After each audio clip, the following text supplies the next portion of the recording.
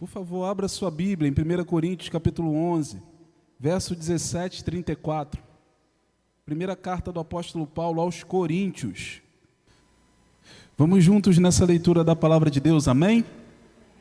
Assim nos dizem as santas letras.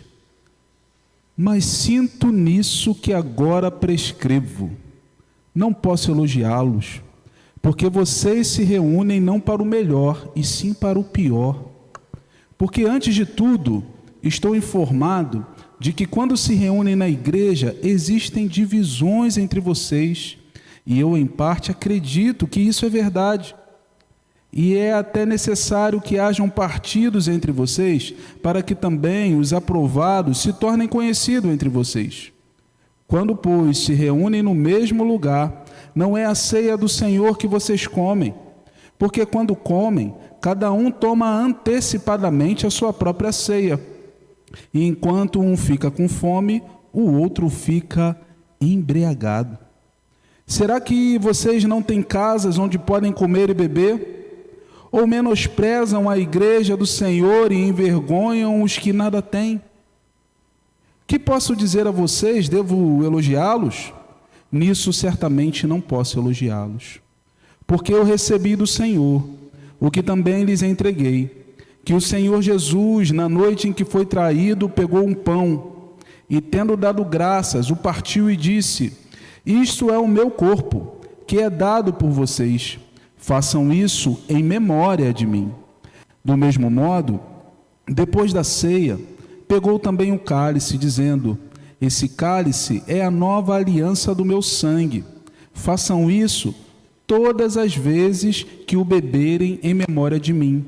Porque todas as vezes que comerem esse pão e beberem desse cálice, vocês anunciam a morte do Senhor até que Ele venha. Por isso, aquele que comer do pão ou beber do cálice do Senhor indignamente será réu do corpo e do sangue do Senhor.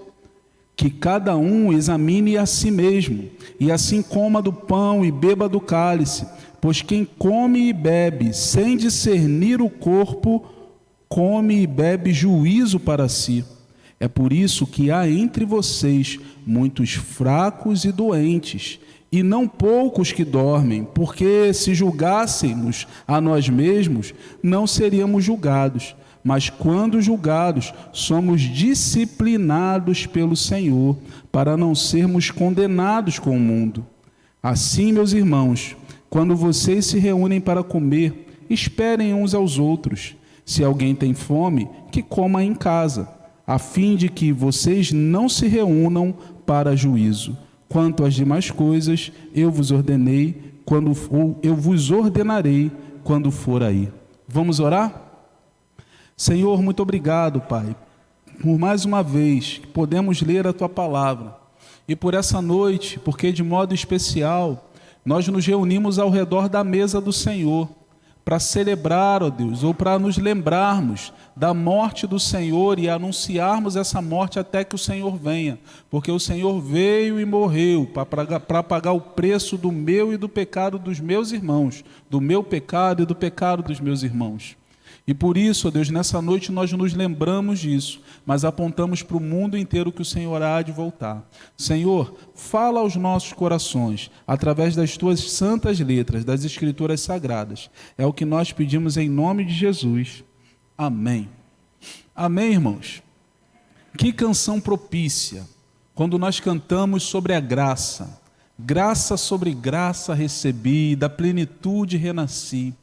Quando atraído me encontrei no amor de Deus. Quando ouvimos ou cantamos uma canção como essa, nós percebemos ou somos levados a pensar de que graça é, a grosso modo, favor imerecido.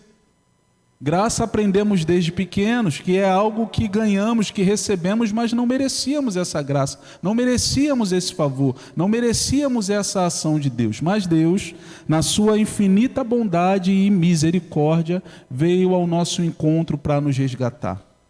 Mas quando pensamos na graça, o apóstolo Paulo vai ensinar que não podemos entender que foi algo que merecemos, afinal é graça. Então tudo o que temos, que recebemos do Senhor, nós não conquistamos, não é meritocracia, mas é a ação bondosa de Deus na nossa direção de nos dar aquilo que não merecemos. A Bíblia diz que o salário do pecado é a morte, e diz também que todos pecaram, por isso destituídos estão da glória de Deus. Então todos nós nascemos debaixo de condenação, e condenação para o inferno. Mas a graça redentora do nosso Senhor e Salvador Jesus Cristo, que fez com que Ele se entregasse na cruz do Calvário, para pagar o preço pelo meu e pelo seu pecado, desde que entreguemos a nossa vida a Ele como nosso único e suficiente Senhor e Salvador, é o que pode nos reconciliar com Deus. E essa realidade é uma realidade que precisa estar clara para nós, e ficou clara através dessa canção que as nossas irmãs nos inspiraram. Mas isso não era tão real para a igreja de Corinto. Na verdade, se você, como eu, está fazendo a leitura da igreja, você se deparou recentemente com a leitura dessa carta e você viu os primeiros capítulos. E você percebeu que houve um movimento aqui. O apóstolo Paulo, ele não estava em Corinto, mas ele recebeu notícias de uma família, a família de Cloe. Eles foram até onde Paulo estava e ali começaram a comunicar a situação em que aquela igreja vivia. O apóstolo Paulo havia pregado o evangelho naquele lugar, aquela igreja havia se estabelecido, mas rapidamente ela tinha se afastado dos caminhos do Senhor. Agora, quando você olha para essa carta, e olharemos para ela nas 2 próximas semanas também, você vai perceber que aquela igreja era uma igreja talentosa. Os dons do Senhor haviam sido derramados sobre ela. Nenhuma igreja no Novo Testamento tem tantos dons sendo exercidos como a igreja de Corinto. Ali tinha dom de cura, ali tinha dom de profecia, ali tinha dom de sabedoria, dom de falar em outras línguas, dom de interpretar aquilo que estava sendo falado. Eram muitos dons na igreja de Corinto, era uma igreja onde não faltavam dons. As características daquela igreja ministerialmente eram um ministério pujante, sabe? Dificilmente havia uma igreja na Ásia Menor, ou até mesmo em Jerusalém, como a igreja de Corinto no que diz respeito aos seus dons. Mas a carta do apóstolo Paulo diz também que apesar de termos muitos dons naquela igreja, aquela igreja se dividia em facções, se dividia em partidos. Alguns diziam assim: eu sou de Paulo. Outros levantavam as suas mãos e diziam: eu sou de Apolo. Outras pessoas já diziam: eu sou de Pedro, de Cefas. E um grupo levantava a mão e dizia: eu sou de Jesus. Paulo, perguntando para aquela igreja, ele disse o seguinte: por um acaso foi Pedro que morreu na cruz? Foi Paulo que morreu na cruz? Foi Apolo que morreu na cruz? Foi Apolo ou Paulo que pagaram um preço pela vida da igreja? Não, foi Cristo. Mas aquela igreja, ela não fazia mais um culto a Deus, ela não conseguia mais olhar diretamente com seus olhos para a pessoa de Jesus, mas ela olhava para homens. Era uma igreja que fazia culto à personalidade. Eu sou da igreja do fulano, a minha doutrina é a doutrina do ciclano. E havia divisão por isso dentro daquela igreja. Irmãos, essa primeira lição, na introdução do texto, aponta para nós que uma igreja desunida, ou um povo desunido, seja ele qual for, ele não vai chegar a lugar nenhum, ainda que ele seja muito talentoso, ainda que ele tenha muitos dons, ainda que ele consiga fazer coisas maravilhosas no reino da fé. Mas é necessário que a unidade da igreja seja real e que a igreja unida olhe para Cristo como seu alvo, autor e consumador da sua fé. Porque se não fizermos dessa forma, irmãos, nós não conseguiremos ir longe. Na verdade, quando acusaram o nosso Senhor Jesus, no Evangelho de Mateus, dele ser alguém que trabalhava em nome de Belzebu, falaram isso de Jesus. Jesus disse: se Satanás trabalhar contra Satanás, o seu reino não subsistirá, porque reino dividido não subsiste. Você, na verdade, não precisa ter o fracasso não necessariamente ele vem do oponente, ele vem do opositor, mas em algum momento o fracasso pode vir internamente. Irmãos, o apóstolo Paulo, quando ele escreve a Coríntios, lá nos primeiros 10 capítulos, ele deixa claro de que essa não é a primeira carta. Na verdade, os estudiosos dizem que no total foram escritas 4 cartas para os coríntios, 4 cartas de Paulo escritas para os coríntios para corrigir aquela igreja. Nós temos acesso a 2, porque 2 se perderam. Mas tamanha era a força do apóstolo Paulo em trazer àquela igreja o conceito de unidade. A história dos pais da igreja vai contar que no ano 100 foram encontradas mais 2 cartas escritas, ou após o ano 100, por um dos pais da igreja, com um teor muito parecido com o teor que o apóstolo Paulo vai escrever. E isso é um sinal de que aquela igreja era de dura cerviz. Ela tinha dificuldade de se arrepender, ela tinha dificuldade de se unir, ela tinha dificuldade de se tornar um corpo só. Meus queridos irmãos, não se vive igreja com falta de união. Não se vive igreja com falta de unidade. Então é necessário que nós tomemos uma atitude radical contra esse pecado. Porque assim como a paralisia infantil, assim como algumas vacinas vieram para o Brasil e erradicaram determinados problemas, esse problema é um problema que precisa ser erradicado no meio da igreja. Ele não pode acontecer. Então é necessário que nós olhemos para o nosso próprio interior e para o nosso próprio coração e cheguemos com clareza, se vimos, olha, tem uma pessoa da igreja com quem eu não falo. Tem uma pessoa da igreja que pisou no meu pé e eu tenho dificuldade de oferecer perdão a essa pessoa. O apóstolo Paulo tinha esse teor na igreja dos Coríntios. A carta tinha essa direção. Eu sigo a fulano, eu sigo a ciclano. Eu sou do ministério de louvor, então eu só me dedico ao louvor. Eu sou do ministério de jovens, eu sou do ministério da terceira idade, da ação social, sou do ministério pastoral. Não, uma igreja que se subdivide, uma igreja que se fragmenta, uma igreja que não olha para a mesma direção, essa igreja está fadada ao fracasso. A igreja do Senhor nunca fracassará, pastor, sim, mas a igreja local fecha. Nós estudamos nessas 2 primeiras semanas no Apocalipse sobre 2 igrejas. Uma dessas igrejas, a igreja que foi elogiada por Jesus, ela está aberta até hoje, embora seja uma igreja lá do Apocalipse. A primeira igreja, que foi a igreja que Jesus chamou a atenção, hoje ela já não existe mais, porque a igreja local pode fechar. A igreja do Senhor é que nunca vai parar. A igreja do Senhor vai permanecer. E por isso é responsabilidade nossa nesse tempo, nos nossos dias, trabalharmos para a unidade da igreja. Amar ao nosso próximo como a nós mesmos. Então, se eu quero misericórdia comigo, eu preciso exercer misericórdia com meu irmão. Viver em unidade, porque sem unidade nós não alcançaremos os objetivos do Senhor para a nossa vida. Mas após falar sobre tudo isso, o apóstolo Paulo no capítulo 11, ele trabalha no 10 a ideia de idolatria, alguns conceitos que são importantes, mas no capítulo 11, mais especificamente no verso 17, ele começa de novo a chamar a atenção daquela igreja. Os cristãos de Corinto agora eram acusados pelo apóstolo Paulo de serem egoístas. Eles viviam o egoísmo. E como eles viviam esse egoísmo? Judas, capítulo 1, versículo 12, o texto sagrado diz assim: estes são manchas em vossas festas de amor, banqueteando-se convosco e apacentando-se a si mesmos sem temor. São nuvens sem água, levadas pelos ventos de uma para outra parte.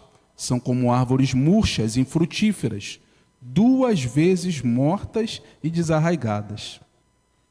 Eu gostaria que você frisasse o início desse capítulo quando falam banqueteando-se convosco nas vossas festas de amor. A igreja do passado, ela tinha um movimento diferente do movimento da igreja atual. Porque antes de começar o culto, queria que você pensasse nisso. No dia do Senhor, antes de começar o culto, quer ele fosse pela manhã, ou quer ele fosse à noite ou à tarde, as pessoas chegavam ali para aquele culto. E os mais ricos chegavam primeiro, porque os mais ricos não tinham horário de trabalho, eles não tinham que bater cartão de ponto, então eles poderiam chegar primeiro.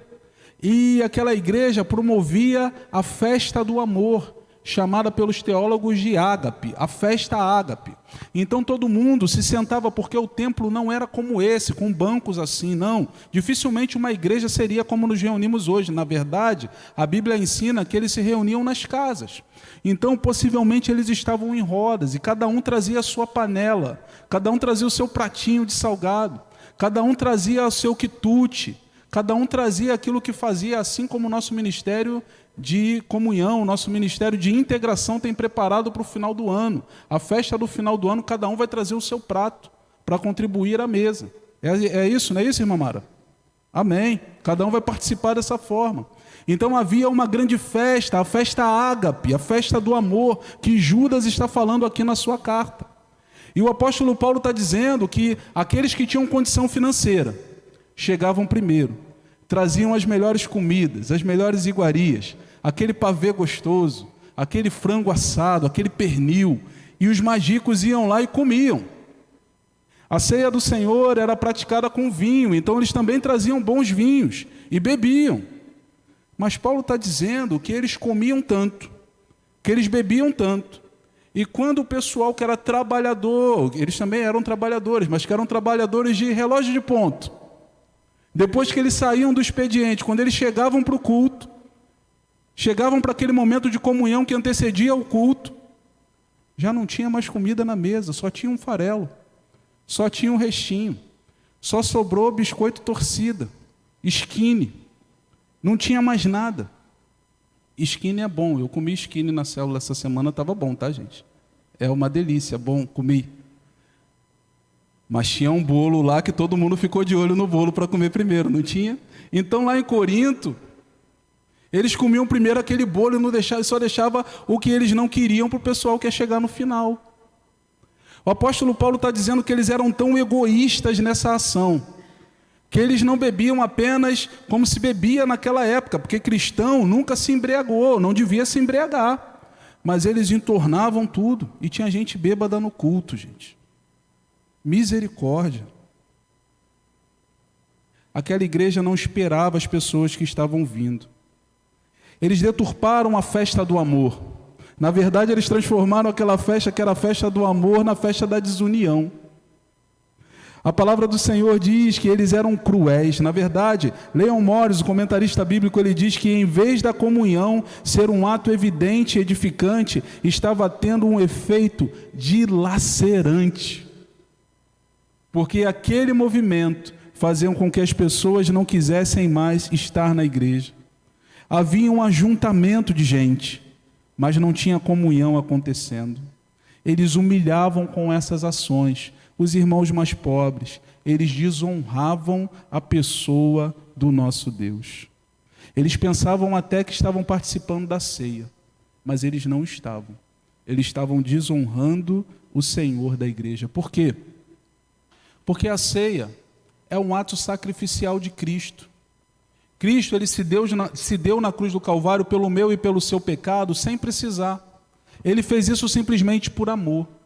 Então, quando nós nos reunimos em torno da mesa do Senhor, da ceia do Senhor, nós estamos relembrando aquilo que Cristo fez. Mas eles pegavam justamente aquele ato sacrificial para envergonhar os seus irmãos. Transformavam em ato de egoísmo. Irmãos, esse simples relato de uma igreja que está citada na Bíblia. Você podia pensar, pastor, você está falando de uma igreja doida dessas do nosso dia que inventa doutrina esquisita. Não, eu estou comentando com vocês sobre uma igreja que foi citada na Bíblia Sagrada. Esse simples relato deveria nos levar a refletir e a olharmos para o nosso próprio interior. Porque embora a salvação seja um ato único de um encontro com Cristo, a santificação é um processo contínuo e que precisa ser trabalhado e alimentado pelas nossas vidas a cada dia, a cada momento. Quando lemos o texto do Apocalipse, ouvimos falar sobre um homem chamado Nicolau, ou os Nicolaitas, que haviam se afastado do caminho do Senhor. A Bíblia Sagrada, ou na verdade os historiadores, eles vão dizer que Nicolau era justamente um dos diáconos, que havia sido ungido, separado juntamente com Estevão, mas que por algum motivo ele havia se afastado dos caminhos do Senhor. Porque cabe a nós perseverarmos. A verdadeira salvação, ela é evidenciada pela perseverança. Se não houver perseverança, não houve verdadeira salvação. Por isso, nós precisamos estar atentos. É por isso que nós precisamos estar ligados. É por isso que nós precisamos avaliar o nosso próprio comportamento. O teólogo W.W. Irbes, ele fala que a ceia do Senhor tem pelo menos 4 aspectos. Existem 4 reflexões que nós fazemos quando olhamos para a ceia do Senhor. A primeira, ou 4 movimentos. O primeiro movimento é o movimento para trás. É quando nós olhamos para o passado, porque nós anunciamos a morte de Jesus. Jesus foi morto, ele entregou a sua vida na cruz do Calvário. Jesus Cristo é o centro da igreja, ele é o centro da humanidade, ele é o centro do universo e ele se deu, a pessoa mais importante se deu por nós na cruz do Calvário. É por isso que ao olharmos para o sacrifício de Jesus, nós avaliamos e analisamos o nosso próprio interior. E aí nós olhando para nós chegamos à conclusão de que nós também precisamos nos entregar pelo nosso irmão. De que é justo, é correto entregarmos a nossa vida a Jesus. O apóstolo Paulo diz, quando vocês se reunirem, vocês precisam lembrar da noite em que o Senhor foi traído. Ele mandou que nós partíssemos o pão e tomássemos o cálice. Se ele não mandou que nós falássemos dos milagres que ele fez, ele não mandou que nós falássemos dos apartamentos, das casas, dos carros que nós compramos, ele não mandou que nós falássemos das ações sobrenaturais de restauração que ele fez nas nossas vidas, embora tudo isso seja bom. Mas o Senhor mandou que nós lembrássemos do ponto principal, do ponto fundamental, que ele entregou a sua vida na cruz do Calvário para que fôssemos reconciliados com Deus. E é por isso que nós precisamos viver em comunhão com aqueles que estão ao nosso redor. Porque ele, o Todo-Poderoso, se deu. Mas é verdade também que a ceia do Senhor nos aponta para olharmos para frente. Porque quando ceamos, nós estamos anunciando a morte do Senhor até que ele venha. E o que significa isso? Significa que Jesus virá. Pastor, estou ouvindo isso há tanto tempo. Sim, mas Jesus especificou que a sua volta seria antecedida por fenômenos. Fenômenos que estão acontecendo, mas ele deu uma característica. Esses fenômenos aconteceriam como dores de parto. Como é que acontece a dor de parto? Ela vai intensificando, intensificando, intensificando, até que o momento chega. Tempo após tempo, guerras, rumores de guerras, doenças, enfermidades estão intensificando, se intensificando, se intensificando, até que de fato algo aconteça, até que de fato a história seja concluída.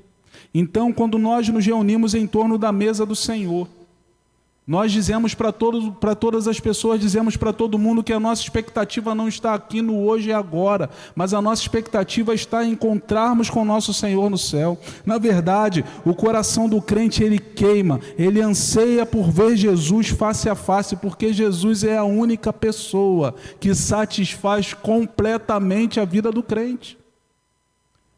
Existe um anseio nos nossos corações pela presença do Senhor. E aqui na terra nós podemos experimentar essa presença, mas ainda de uma forma limitada.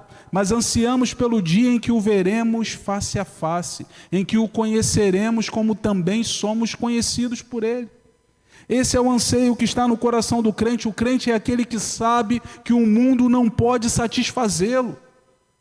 Por mais que o mundo possa oferecer tudo aquilo que o mundo tem para oferecer, ele não completa, ele não preenche de forma plena a alma do cristão, porque só quem preenche a alma do cristão é a pessoa do nosso Senhor e Salvador Jesus Cristo. É por isso que grandes homens de Deus, quando presos, quando lançados em cadeias, quando provados, quando passavam por provações, eles não desanimavam, eles não abriam mão de Jesus, não abriam mão do Evangelho, porque mesmo passando por limitações e privações, Dentro da alma e do espírito, eles estavam plenamente satisfeitos pela presença do Senhor, que nunca lhes abandonou.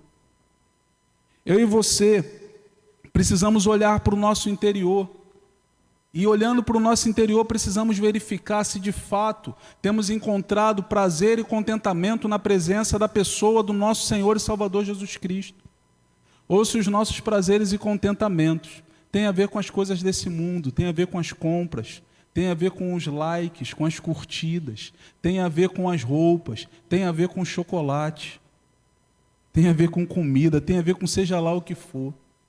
O prazer e o contentamento do crente precisa estar na presença do Senhor. E aí, pensando nisso, a gente já fala de um terceiro movimento, que é um movimento para dentro. Porque olhamos para o passado, lembrando daquilo que o Senhor fez. Olhamos para o futuro, sabemos que Ele virá. Mas a ceia do Senhor é um convite para olharmos para dentro.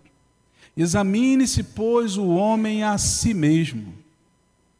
Irmãos, tem igrejas, tem alguns momentos que as pessoas examinam os outros. As pessoas vão examinar se aquela pessoa que está do lado tem ou não condição de participar da ceia. Já vi isso acontecer. Nós, na ceia do Senhor, não examinamos a vida das outras pessoas. Na ceia do Senhor é um convite para o homem examinar-se a si mesmo, olhar para o seu interior, analisar a sua vida. Eu não estou aqui na ceia do Senhor para analisar a vida do meu irmão, se o meu irmão pode ou não pode participar. Mas eu estou aqui, Jesus está me convidando para fazer um autoexame. É uma autoanálise. Eu preciso olhar para dentro de mim.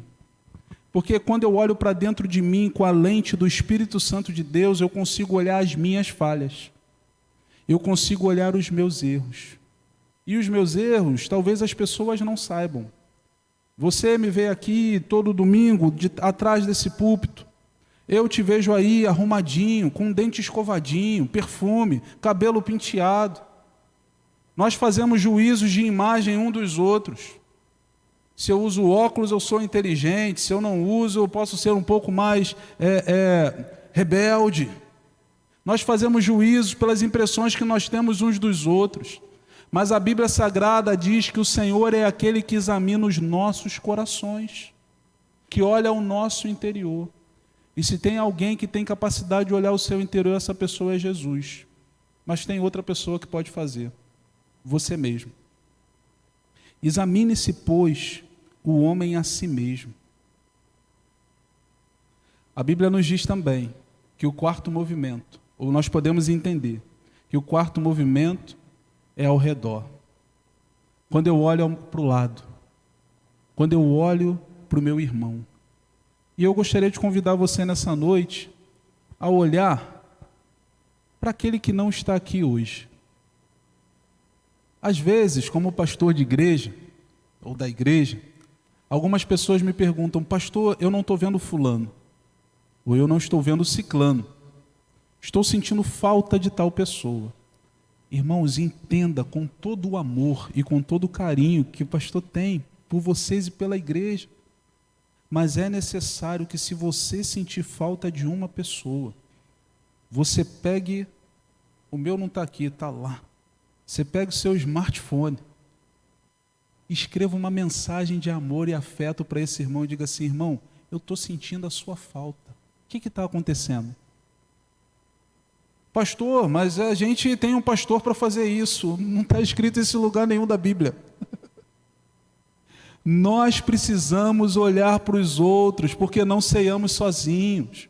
Não participamos do corpo de Cristo sozinho. Então, se você está sentindo a falta de alguém que deveria estar aqui nessa noite e por algum motivo não está, eu não estou falando para você ser fuxiqueiro, fofoqueiro, para você ser investigador da vida alheia, mas eu estou dizendo para você que tem momentos que você precisa pegar seu telefone e mandar uma mensagem para essa pessoa dizendo: meu irmão, estou sentindo a sua falta.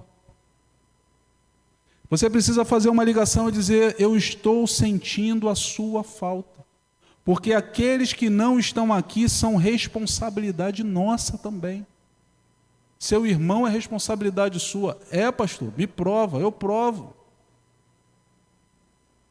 quando Caim havia acabado de matar Abel, o Senhor perguntou para ele: Abel, cadê seu irmão?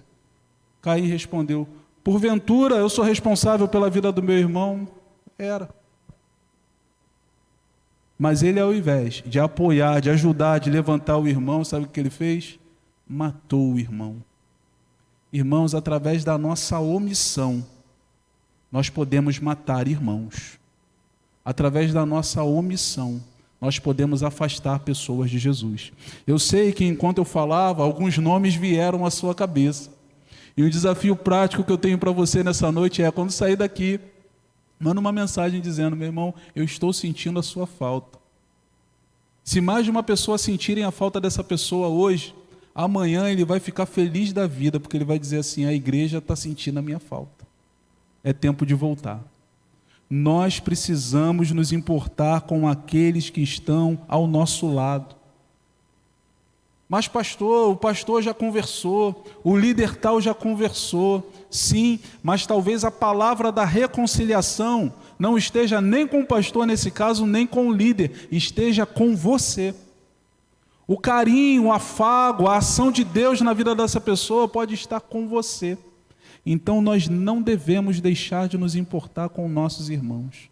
O irmão faltou a célula, faltou o culto, é imediatamente. Imediatamente. Nós precisamos fazer contato com os nossos irmãos, demonstrando o carinho que nós temos com eles. Participar da ceia do Senhor é participar de um momento de comunhão que foi preparado pelo próprio Senhor. Mas participar da ceia do Senhor é perigoso. João Calvino, ele disse que participar da ceia do Senhor de forma digna é ter consciência da nossa indignidade. Outro comentarista bíblico diz que assentar-se à mesa do Senhor de forma irrefletida, isso é de fato indignidade.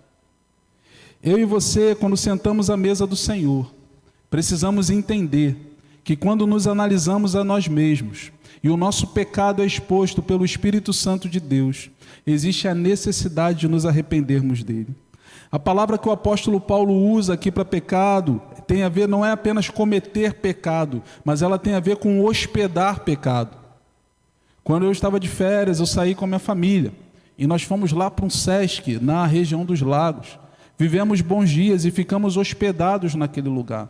O hotel do Sesc é um hotel legal e o preço é mais em conta. Então, se você quiser ir, você é associado, eu, como dizem os jovens, eu super indico. Super indico, é bem legal. Nós ficamos hospedados naquele lugar, tinha quadra, a gente jogou bola. Eu ganhei do Davi. Eu ganhei. O futebol ali, ganhei. Tá vendo? Não, você não deixou, eu ganhei. A gente brincou, a gente se divertiu.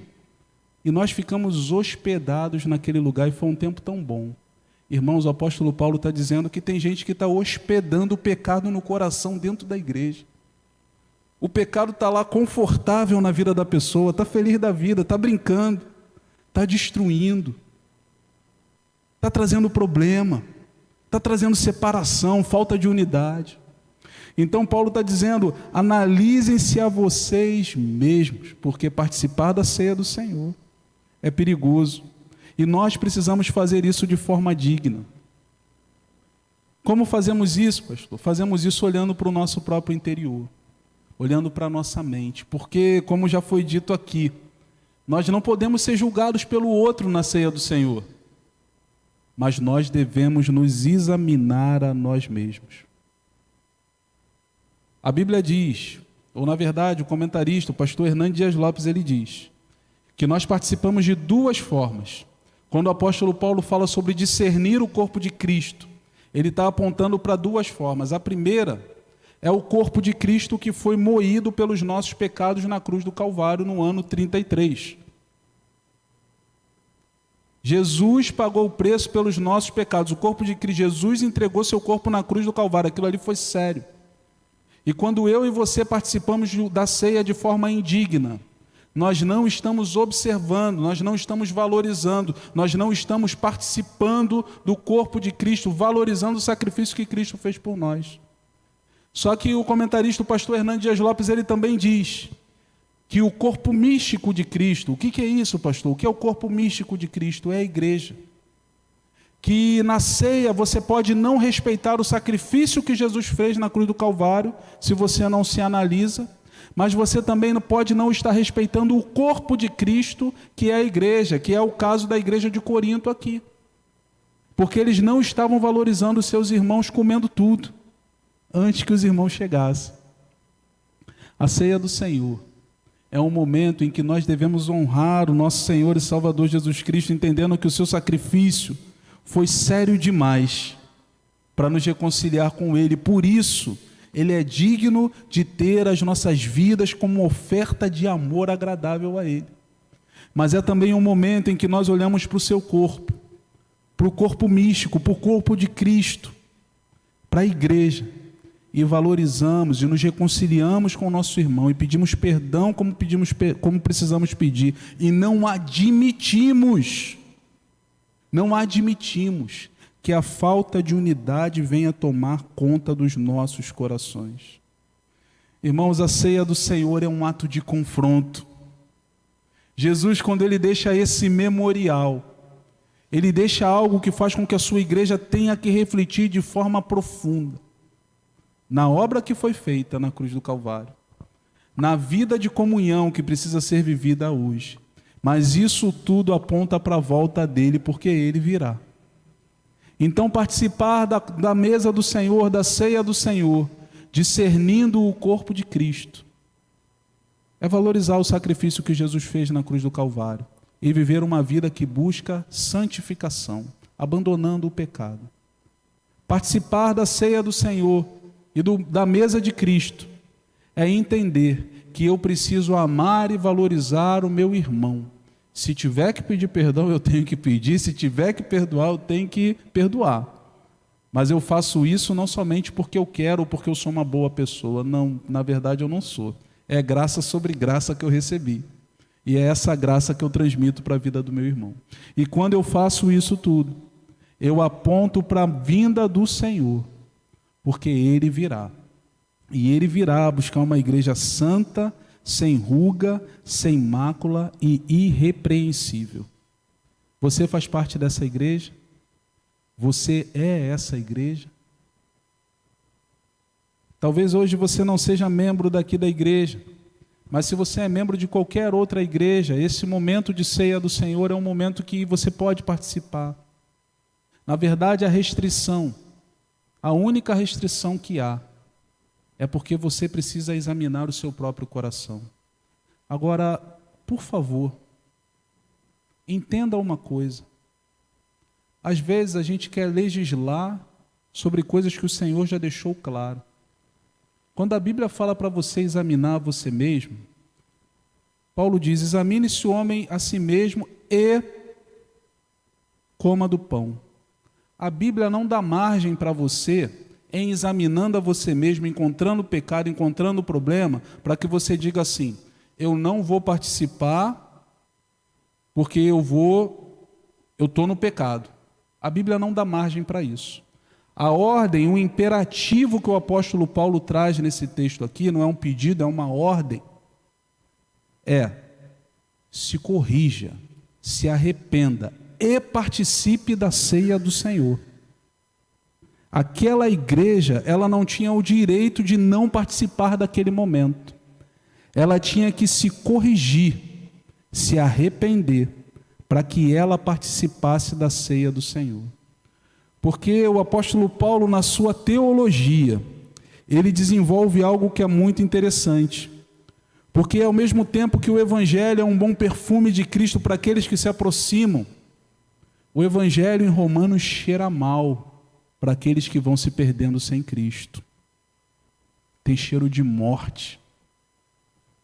Quando o Senhor ele nos chama a atenção, quando o Senhor nos disciplina, e não entenda disciplina aqui como uma palavra negativa, mas a Bíblia diz que o Senhor corrige a todos aqueles a quem Ele ama. O Senhor não espera de nós que nos mantenhamos ou que mantenhamos a nossa mente, o nosso pensamento no pecado. O Senhor espera de nós que naquele momento nós tomemos uma decisão, uma posição e perdoemos a quem nós temos que perdoar. Decidamos pedir perdão a quem nós temos que pedir. E quando a gente sair daqui, a gente vai lá e pede. Que nós nos reconciliemos e assim participemos da mesa do Senhor. Porque se você não fizer isso, se eu não fizer isso, eu posso me enquadrar no que o autor de Hebreus diz: se hoje ouvires a voz do Senhor teu Deus, não endureçais o seu coração. Faraó endureceu o seu coração, meu irmão, e foi ficando cada vez mais duro.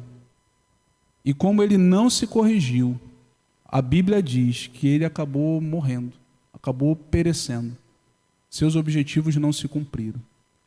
A igreja que ouve a voz do Senhor, que ouve com clareza a direção do Espírito Santo de Deus e não se posiciona de acordo com a vontade de Deus, ela está fazendo isso para a sua própria condenação. É muito sério. É muito sério participar desse momento, é muito sério entender aquilo que Cristo fez por nós e a responsabilidade que nós temos de viver no dia a dia. Então examine-se, pois, o homem a si mesmo. A ceia do Senhor, ela era praticada e quem participava daquela ceia eram os discípulos de Jesus, aqueles que já haviam sido comprometidos com Cristo através do batismo. Assim também, e é por isso que nós, como igreja, participamos com todos aqueles que já são batizados, aqueles que já assumiram um compromisso público com Jesus. Eu gostaria de convidar você nessa noite a tomar uma decisão para também assumir esse compromisso público com Jesus. Talvez você já esteja vindo à igreja há algum tempo, mas Cristo te chama. Jesus, ele não quer estar com você esporadicamente.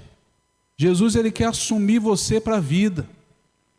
Então eu gostaria de te convidar a assumir um compromisso com Cristo também. Se você ainda não é cristão, que você possa passar pelas águas e ser batizado. Se você já é cristão e por algum motivo está distante dos caminhos do Senhor, que você possa ser reconciliado. Mas é tempo de viver o Evangelho de Jesus com seriedade. Porque nós não somos daqueles que olham para trás. Nós somos daqueles que seguem para o alvo. Amém?